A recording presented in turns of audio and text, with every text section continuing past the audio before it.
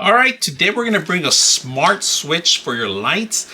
And then when I say smart, it's because you're going to have to inquire your local Wi-Fi to make a connection. Now it is touch. You can turn it off and on with the touch, all right?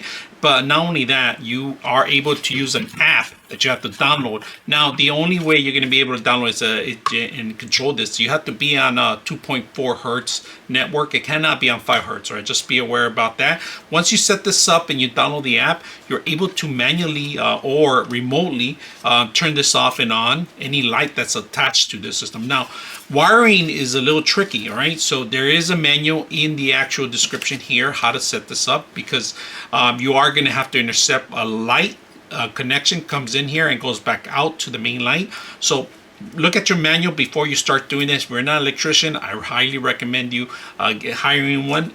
And I like to just come in there. It's a touch screen, right? Now, the only thing that I tried it once when it was cold. It's a heat sensitive, so you just got to make sure that you're in a good environment. It's indoors only. Don't use it for outdoors. And this is going to last you for a long time as soon as you set this up. All right. So we're going to test it out so you guys can see how it works and how we control the lighting with it. Let me review the actual cable. The live, where it says L2 out, it goes out to the actual scone. All right. L in, it comes from the actual power itself from the wall, and then neutral in comes from the power itself. Now the neutral, I intercept it.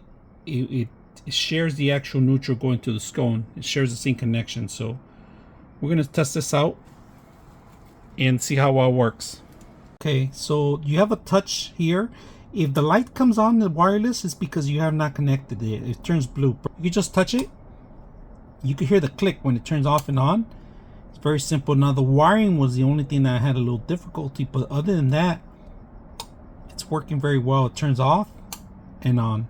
So you're gonna need to download the Smart Life application. Once you download and install it, you're gonna have to hold down the button on the power for 5 seconds, and then it will recognize the system. Now we're gonna go into the actual system here.